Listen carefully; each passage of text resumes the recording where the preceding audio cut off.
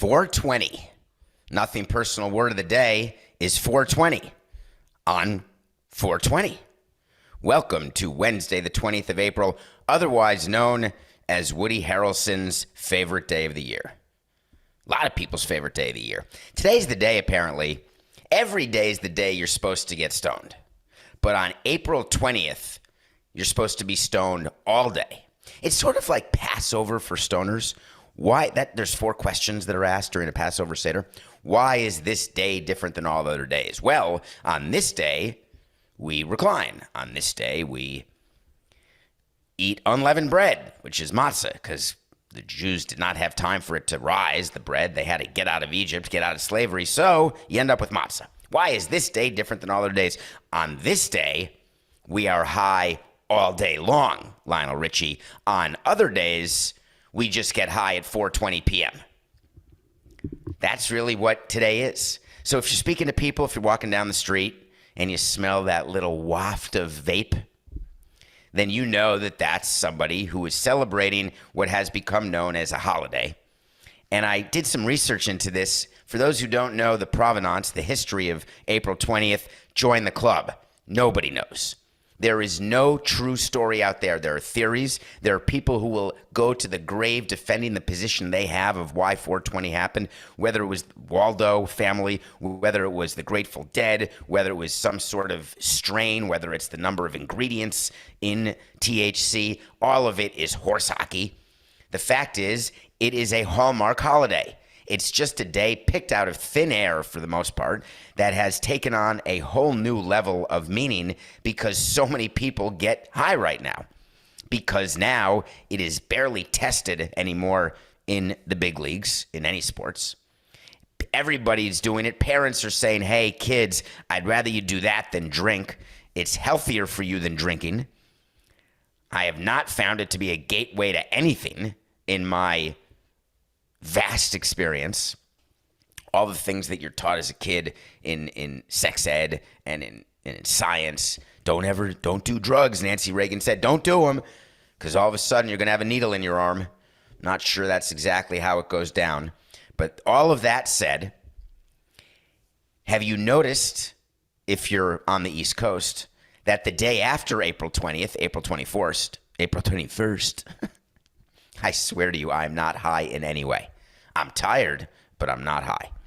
I'm high on life. Do you like when people say that? Like if you've ever been high and someone says to you, hey, how you doing? I'm high. Oh, you're stoned right now? No, I'm high on life.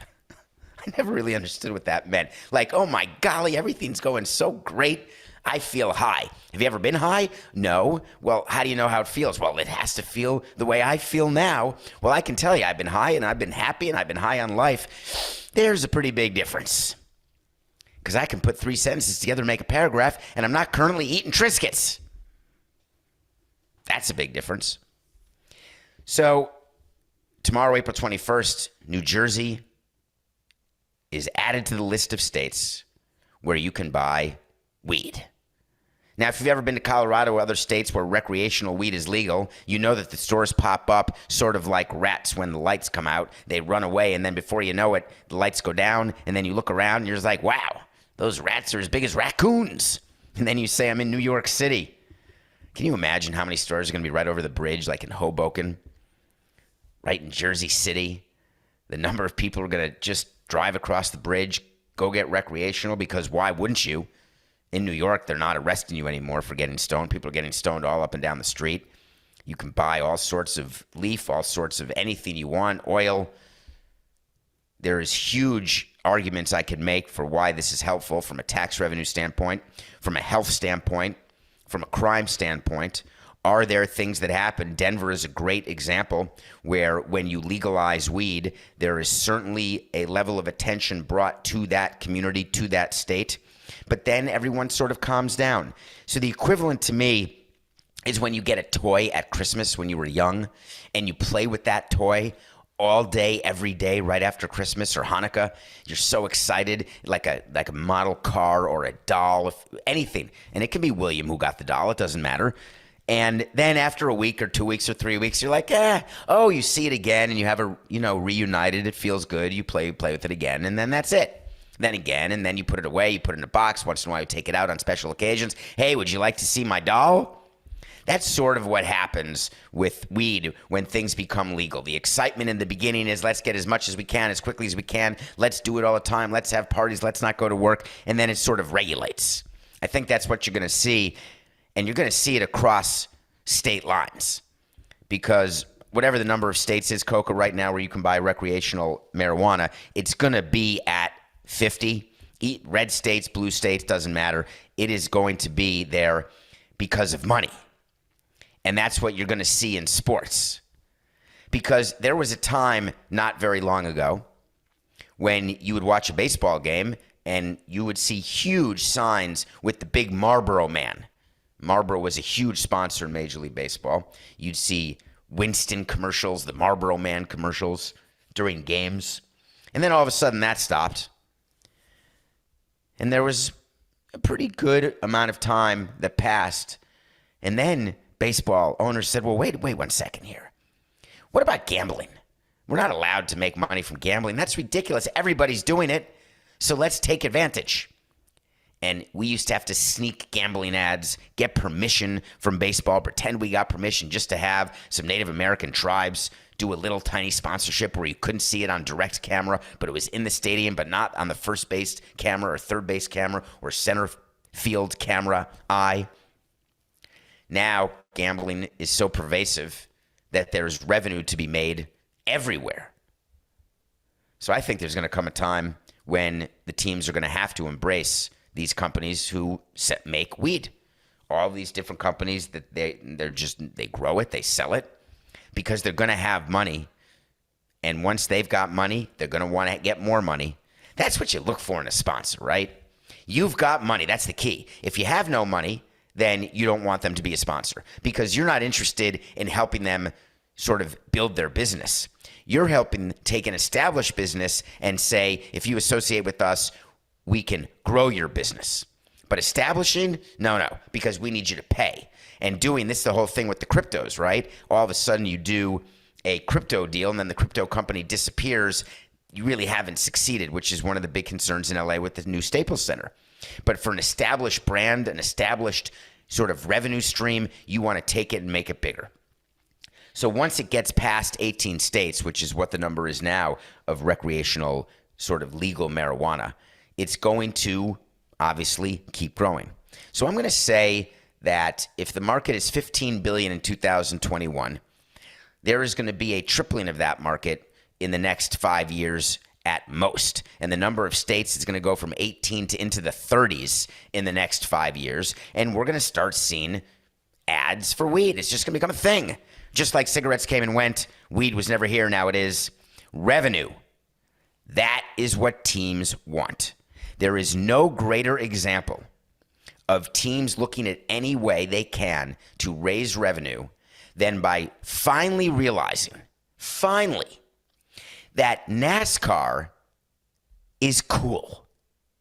F1 is cool. And what do you think of when you think of NASCAR? The first thing that I think of as someone who is in business is, wow, they are totally shameless and awesomely cool with putting company names all over their jerseys. And yet these four major sports were like, we don't want to do that. That doesn't seem to fit with our pristine view of our on-field image. And then they started to change their minds. Baseball, as usual, was a little late to the party, but party they shall, and you had an important question about that fact. You know what I want? I want to talk to Samson. You knew we were going to have this segment today. So you want to talk to Samson. Today is the day when you get 24/24 Baked. You go to your streaming service and you watch a movie called Half Baked. And you celebrate the original humor, the interesting storyline, and you look for the character named Samson, who's in the movie Half Baked, and everybody wants to talk to him. So get into my DMs at David P. Samson on Twitter, Instagram, mostly Twitter, because I don't remember every day how to check Instagram DMs, but Twitter I do, and get a question in there. It may make the show. I'm a little behind, Coca. The blue has become overwhelming. The Padres have a top payroll and now just announced a jersey sponsor. Can a small market ever become a big market? I love this question in two different ways. Number one, on Nothing Personal, we do not refer to a market as a large market or a small market team. We refer to teams as large revenue or small revenue teams. There is no way for a small market to ever become a large market. Or conversely, a large market will not become a small market. However, a large market can have a low revenue team, and a small market can have a high revenue team. And where you are in the revenue pecking order in baseball, that is the differentiating factor in where your payroll is. Now, it's very, very different when there is a cap sport like basketball or football, where Green Bay is a small market team with large revenue, high revenue. Buffalo, a small market team with high revenue. Wait a minute. It just occurred to me. Revenue in football, the band of revenue around football is smaller than other sports. The band of payroll difference in football is smaller than other sports because they've got a cap and a floor. Which is why baseball has always said to the union, how about a cap and a floor? We're in. We'll do it. And the union always said, no, because we like having the outliers. It's way better to have the teams going to 280, 290, 300. But then the teams like the Marlins, the Guardians, the Royals, and I could name 10 other teams with low revenue whose payrolls are so low that in order for them to compete, they have to get lucky and their window to compete gets smaller. So baseball, acknowledging the fact they can't get a cap and a floor, what they're trying to do is get low revenue teams to get more revenue. Here's a shocking note. Every team is trying to get more revenue. Whether you are the Marlins or the Yankees, you are looking for ways to always get and therefore make more money. Always. MLB in the last collective bargaining agreement negotiated the right to have jersey sponsors, helmet sponsors. Well, the players knew this was coming. The players' hope is that teams will get sponsors, meaning their revenues will increase, and therefore payrolls will increase in lockstep. But one of the great fights of the lockout is that if you don't tie payroll to revenue, there's no way to guarantee that teams' increased revenue will go to payroll, because teams' increased revenue and increased profitability could go to pay off debt. It could go to outside interests like trying to buy Chelsea. There are myriad places that extra money can go. But when you've got a tied system, the incentive for increased revenue, players want that. They want to be helpful. They want to make more appearances on behalf of the team. They want to do more commercials. They want to help out sponsored brands. They want to help you get more season ticket holders, more suite holders. They want to be helpful because they know they've got not just a seat at the table, they own part of the damn chair. In baseball, it is not that way. While the Padres are an example of a owner who has never won a ring, who is desperate to win a ring, desperate to fill Petco Park, desperate to be relevant, desperate to give the finger to his partners in Los Angeles, the Padres have been acting like a high-revenue team in a small market for a couple of years now, and they continue to act like it. But they made what I believe is a huge strategic mistake. They announced a sponsor deal with Motorola yesterday. They got Blake Snell and Fernando Tatis, ironically, or Manny Machado, I think, and Blake Snell to model the new jerseys. God, if you knew what it took. Side note, Coca, when we modeled the new Marlins jerseys on November 11th, 2011, with a concert by Pitbull and a reveal of a new team name and a New Jersey name, we had to beg players to come be a part of it because it's off season. They don't want to be bothered because they're busy, right? They're busy living their lives because during the season they can't. But luckily we were in Miami where so many players are to begin with. So if you go back and look at that day, the players we had were players who live in Miami during the off season. When you do something during the season, the players are around and you just say, hey, Manny, we gave you $300 million. Put on the damn new uniform and let us take some pictures. Hey, Blake, we pay you not to pitch. Get over here. Put on the new jersey. Show off the M for Motorola. Why is it a mistake for the Padres to go early? Because the incremental increase in revenue only helps you as a low revenue team increase your payroll and therefore your competitiveness if it can close the gap on your higher revenue brethren. But now that San Diego set the market, what do you think the Dodgers are going to get? It's like when players are deciding in what order to sign, you'd be surprised the amount of structure that goes into this from the union standpoint.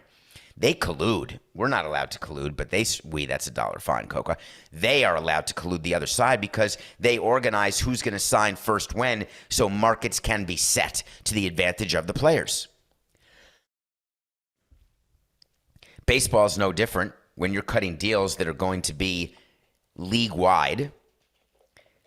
Central Baseball cuts those deals. They've got salespeople who sell, led by Noah Garden, a terrific, terrific man and salesperson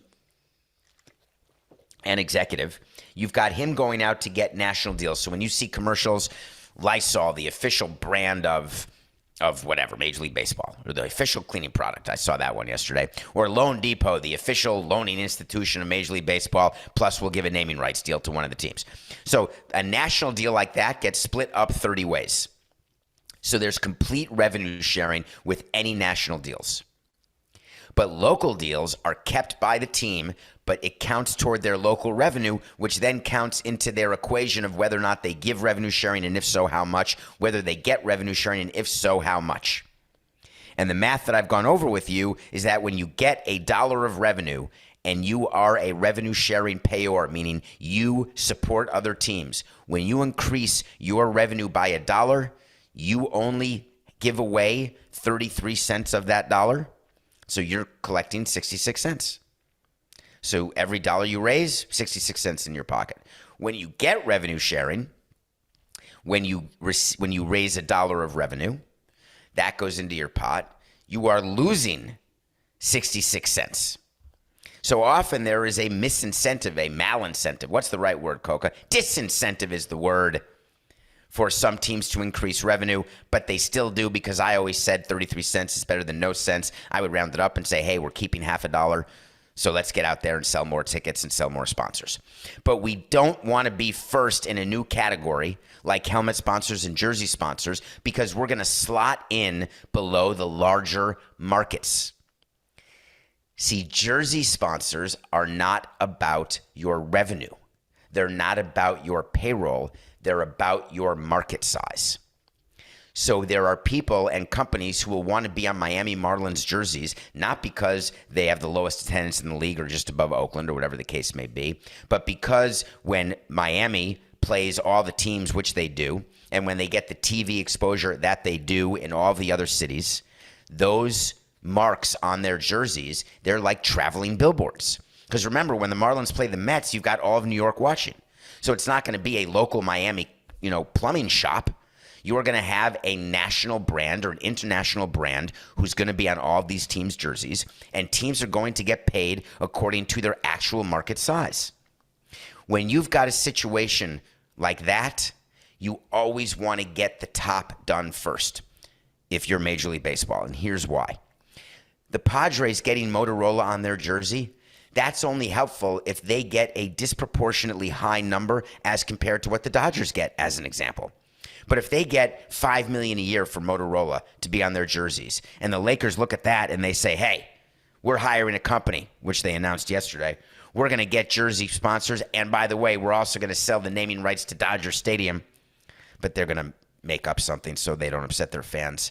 Get ready for that, Coca. This is what a team does when they feel like they're waifed, covered in tradition. I can't think of the right word right now. They're going to say, we didn't change the name of Dodger Stadium.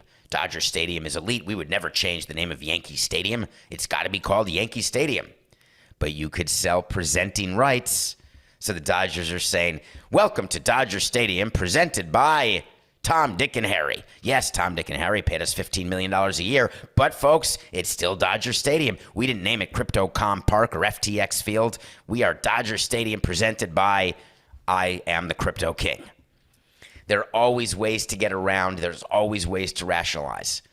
But if you're the Padres, you want to stay to the sidelines. You want to see what Crypto.com or whoever else gives to the Dodgers, because then you go to Motorola and say, listen, I thought we were only worth $5 million. The Dodgers got 20. That means we're worth 11, because you look at the math and you look at where you slot. And the problem is the Dodgers are likely upset with the Padres deal for Motorola, because now a company will look at the Padres and say, hey, they're only at 5. You're better than they are, but you're not at 20. You're maybe at 9 or 10. And so that can limit what the Dodgers can get. So there's a lot of back and forth that goes on, and it is going to be fascinating to watch. But I'll tell you right now, small markets do not become big markets. Doesn't happen. And the Padres, along with the other 29 teams, are going to be selling jersey sponsors, and there will be 30 jersey sponsors next year. I promise you that, because you do not want to miss a year of that revenue. Counterpoint. Why don't the Nationals have a naming rights deal? And I told you that they want $20 million a year. They never got it, so they just kept it at Nationals Park. I agree. Could there be one team who says, I value my jersey sponsor at $20 million and I'm not getting it, so I'm going jersey sponsor free? And the answer is no. Because a jersey sponsor is the equivalent of an outfield sign. You don't leave outfield signs empty. If you're not getting your rate, it means your rate is too high. You could hold out for a naming rights deal. Those are long-term deals. You don't want to change them a lot. They get a huge amount of attention. But if you're Motorola 1 year on your jersey and then 2 years later they're done and you put on T-Mobile, no one cares. But you keep changing the name of your park, which plenty of teams do, and owners are frustrated by that. Fans are frustrated by that. Okay. Let's go to break. We're going to review a movie, and then we're going to do the public financing discussion, because as many of you may know, there's been a little bit of activity here in the Miami front on public financing the last day with the release of a mini documentary by Billy Corben that had a strange voice that sounded a little bit like this one, narrating a spot. But first, we're going to review all the old knives when we come back. Welcome back to Nothing Personal. Today's April 20th. I hope that you are smiling, giggling, laughing, watching Half-Baked. Maybe Let It Ride. That's a good one. Fletch. Up in Smoke. We should do a top 5 movies to watch on 420, Coke. I can't believe we missed that. Why aren't we doing it? All right, top 5 movies. I'm not going to review all the old knives. This is live, and I'm going to do something that I don't do that Coca gets angry, but here it goes. Off the top of my head, the top 5 movies, let's put it in, Coca, put it in. The top 5 movies you should watch on April 20th. Number 5, Pineapple Express.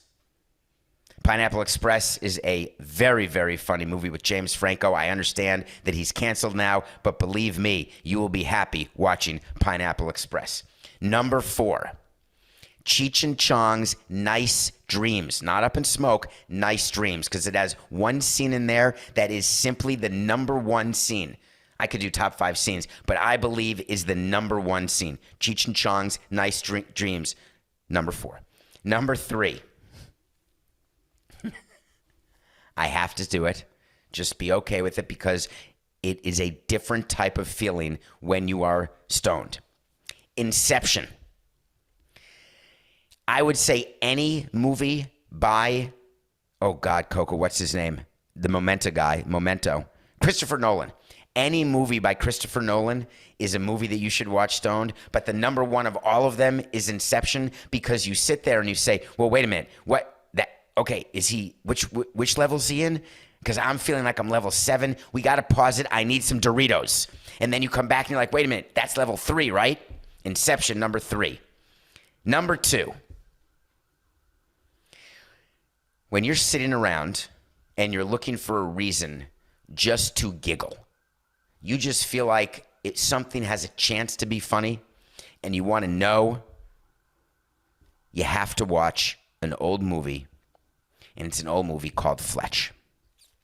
The reason why Fletch is important to watch, both on 420 and then again on 421 after having watched it on 419, is that the level that you will get of jokes on 420 that you did not get on 419 is unbelievable, more than any other movie ever. You have to pay attention and listen to every line. Fletch is the number 2 movie to watch on 420. And the number 1 movie, the number 1 stoner movie of all time, Fast Times at Ridgemont High. Fast Times at Ridgemont High is a movie from the 80s maybe, the 70s, 80s. It is a movie starring Sean Penn way before all of his political involvement. Phoebe Cates. It has the number 1 scene. It has the number 1 laugh. Sean Penn is the number 1 stoner, period. And it will teach you a thing or two. Jennifer Jason Leigh. And it stands up. Coco wants me to give you his top 5, which I'm going to do. And by the way, Half Baked can't be in it. That's the rule, because Half Baked, we already know you have to watch today. Okay, number 1, Dazed and Confused. Very good choice, Coco. Oh, that's your number 5. Number 5, Dazed and Confused. Coca's top 5 movies to watch on 420. Number 4, oh, I love number 4, Savages. We've reviewed that on this. I love Savages with, tell me the name, Selma Hayek and Blake Lively. That is a great movie. Number 3, Super Troopers. Coca, I've not seen Super Troopers. So do I put that on the list? Like, is that the movie I should watch today? I was going to watch The Batman. Number 2 of Coca's top 5, Friday. I have no idea what that is. Is that a movie called Friday? Am I old or are you young? And the number 1 movie to watch on 420, if you are Matthew Coca, is a really, really funny movie that in theory could have made my list. How High. How do you say that? Is it How High or is it How High? That's a good list. All right, put All the Old Knives back. We'll review that tomorrow. If you haven't seen it, watch it tonight with Chris Pine and Thandie Newton. I bet I'm mispronouncing her name, Coca. It is a fascinating movie about 2 CIA operatives. It's called All the Old Knives, and we will review it tomorrow. Okay, this is the segment. It's time, so buckle up. We are about to have a discussion on public financing. There's been so much talk. I want to make several points, and I'm going to make them slowly, clearly, and in a particular order. Number 1, Marlins Park was a public-private partnership that was funded by a tax that was neither levied nor increased and was generated from an existing source of tax revenue that comes from tourists. It was called the Tourist Development Tax, the Convention Development Tax, the Hotel Bed Tax. Have you ever checked into a hotel and then you check out and you look at the rate and then you're like, holy crikeys, $19.99. No, that's not for the SpectraVision movie. That's not for the on-site fees. That is your local tax. And it's broken out. Local, federal, city. It's like a paycheck. So your $2.99 rate becomes $3.60 so fast your head will spin. Marlins Park was a public-private partnership where the other owners were upset with that deal because they thought Jeffrey Lurie, the owner of the Marlins, put too much money into it, where other cities were putting way more into their buildings.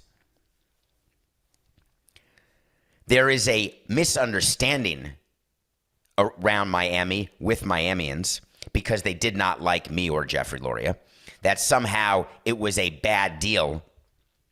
The reality of the Marlins Park deal is the people who did the deal did the best they could going up against me in the room.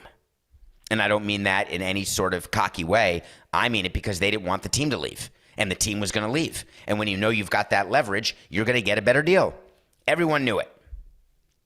Well, yesterday, Billy Corben released a 2.5-minute mini documentary about another public financing deal going on in Miami for the MLS team owned by David, I will not bend over for you, Beckham, and Jorge Mas, Jorge Mas was one of the people who wanted to buy the Marlins but did not have the funds to do it. He was the choice of us to buy the Marlins and of Rob Manfred, but he couldn't close. He pivoted and went to a soccer team and partnered up with David Beckham.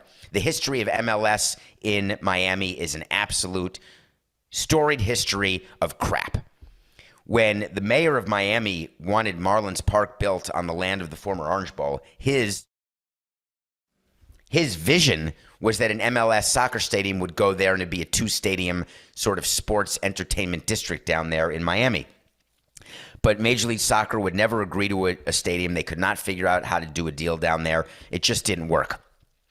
They gave the franchise to David Beckham years ago. It was celebrated. Do you remember when all the local politicians were genuflecting in Beckham's general direction? They were getting autographs and pictures. They were loving it. They were looking for Posh and Ginger. They were looking for the guy from God damn, that would have been funnier if I had it off the top of my head. Christian Horner from Red Bull and his wife Ginger May were going to be there with Posh and whatever. Guess what?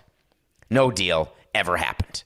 But now Jorge Mas and David Beckham are trying to do a deal in the city of Miami where they build a stadium right near the airport on a land called Melreese. Melreese is a huge area where there's a public golf course.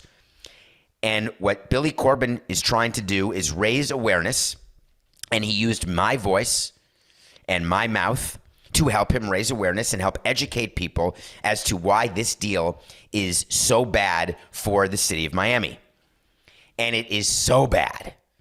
And so a video was created to explain to people who would have no way of knowing because so many of these things go on in the back rooms where no one's paying attention. But you put my voice to his script and you got yourself a viral video that's getting a ton of attention because the truth is that Miami is about to get screwed in a way that it has never been screwed before. And believe me, they're in line to get screwed, whether it's by sports teams, whether it's by corporations. Cities get screwed by for-profit businesses all the time because those cities don't want to lose those for-profit businesses. As I said on a recent taping of a show that'll come out next week, you think that companies don't get tax subsidies and public funding? You just don't read about it. You don't want to hear about it. It's going on wherever you live. Go to your downtown, take a look at any building that has somebody's name on the building, a law firm, a corporation, and just know that firm, that company got your tax money, your actual tax money and tax benefits to do business in your community. You are supporting. Guess what? Here in New York City, the tax that we spend, that we give into New York State, that's going to build an arena, a stadium for the Buffalo Bills. I'm not getting any benefit from the Buffalo Bills having a stadium. Zero. I could care less if the Buffalo Bills leave Buffalo. But New York State passed a budget giving $1.6 billion to get a deal and to get a stadium and to make sure the Bills do not leave Buffalo. Everywhere, folks. It is the most misunderstood concept. The Baltimore Orioles just got $1.2 billion. 1.2. The owners are the Angelos family, who are independently wealthy from asbestos litigation and other such factors. The Lerner family, billionaire family in Washington, got their park 100% publicly financed. The New York Yankees, worth $5 billion, let's say, got their stadium paid for. They accept. They tell you, nah, we built that privately. Well, ask them one day if you see Hal Steinbrenner what a payment in lieu of taxes is. A payment in lieu of taxes is called pilot for short. And what it means is that we are going to give you such a tax break that the money that we would have asked for you to pay in taxes, you can pay off the debt that you borrowed to build the stadium. Wow, that's super nice. Normally you have to pay off your credit card debt and pay the government your taxes. I guess not. If you're the Yankees or the Mets, then you just have to pay off your debt and don't worry about the taxes. That's called public financing. Wait a minute. There's $1 billion of public infrastructure, meaning pipes and sewage and electricity and everything else that's required to get this stadium operational. That doesn't count in the construction of the stadium. No problem. We'll pay for that. Woo, that's a public-private partnership. There are so many ways to hide it. There's so many ways to package it, and it's all done to try to manipulate you. And what I'm trying to do is bring attention to what these deals look like so you can decide. I am very much in favor of public financing because I believe that great cities need everything from operas to theaters to convention centers to sports facilities. That has always been my belief, having nothing to do with being the president of a Major League Baseball team. I loved going to cities on the road. Before I was in baseball, I was traveling with Morgan Stanley. I love being able to go to museums, to go to parks. I love being able to go to shows, local theater. It doesn't have to be Broadway in New York. Community theaters are supported by your government. Surprise, you go to a community theater, guess what? They're getting stipends. If not, they're going out of business. I want bike lanes. I want roads paved. My taxes are used for things that I want to use. They're also used for things that I know I won't use, but I understand why they are being used. Am I happy to pay for Buffalo Bills Stadium? No, but I get why. I'm not moving out of New York because of it. But what's going on in Miami is such mass confusion because, trust me, I was the architect of mass confusion because I don't want fans to know anything. I wanted politicians to understand what we were doing, and the local politicians wanted baseball because they didn't want to lose it, period. Do they feel the same about soccer? Maybe. That's a wait to see. Because if the Inter-Miami deal does get through the city commission in Miami, it is a huge victory for the owners of Inter-Miami, not because they're getting a soccer stadium, but because of what else is in the deal. It's a major real estate deal. Our Marlins Park deal was just a baseball stadium. We didn't get any of the land around it. In Inter-Miami, they're getting all of the land around the stadium. And it's all public land that could be sold to the highest bidder. So why is it that these stories continue to circulate? Oakland, they're getting into it right now. They're trying to get money from Vegas. Vegas is saying, we're not giving you money. The casinos are saying, we may give you money. Oakland is saying, we're not going to give you money. There's citizens who are suing to make sure that Oakland can't build where Oakland wants to build in Oakland.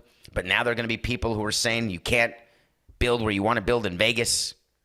The A's are owned by a very wealthy man who is not going to build a stadium anywhere without public financing. That is the reality of how business is done. Hard stop, not just sports. What about the Carolina Panthers? Another unbelievable example in football of public money going into not even a stadium, but a practice facility, an $800 million practice facility where word came out yesterday that the Panthers are walking away from a construction site. They've invested $170 million into this, and the public financing that was supposed to start coming out of the faucet stopped. So the owner of the Panthers, David Tepper, said, guess what? We're done. There is now a back and forth going on in Carolina about whether or not the Panthers are in the right for having stopped, whether or not they'll continue to negotiate, which they will, because there will not be a half-built building. It's not going to happen. You don't want that in your city. Then it begins to look like Flint.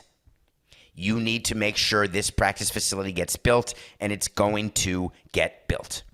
But it is fascinating, the back and forth that is going on, not just Miami, not just Baltimore, not just Oakland, not just Tampa, not just Carolina. The Arizona Diamondbacks are threatening right now because they want a new stadium. It's always going to be teams because it's a cycle. There's going to be 1, 2, or 3 stadiums like Fenway Park or Wrigley Field where they just stay forever. But the majority, there will be new stadiums, and it will be another new stadium. Camden Yards is 30 years old. It's time for them to get a new stadium. Marlins Park has a lease for 38 years. It's already in its 10th year. 28 years from now, there's going to be a discussion on a new stadium somewhere in Miami. Maybe at the site of Marlins Park, maybe somewhere else. Maybe Marlins Park lasts 45 years or 48 years, but I doubt it. That is the cycle of economic life. So for all people who take positions on public financing, all I ask is that you do your homework and that you make sure you're consistent. Make sure that when you have a view against billionaires, doesn't matter if they're billionaires or not, because you may be totally wrong on who's a billionaire. Make sure you're understanding the products you're using. Make sure you understand the companies that you're engaging with in your local community and what benefits they're getting and what public money is going into their pockets from yours. Then if you want to make decisions on a case-by-case basis, I'm in. All I've ever asked on Nothing Personal, and that's all I'm doing with this video that is circulating the internet now, is we have said, how about if you learn 2 sides, 3 sides to an issue, and then make an educated position. Take an educated position. Instead of just following the crazy mob, whether it's a Twitter mob or a non-Twitter mob or a bunch of people running down the street with their heads on fire, carrying torches, going after politicians or going after business people. Instead of following the mob, why not understand where you're following them to? What if you're following them to a back alley where they're just going to run out of space like the parade in Animal House?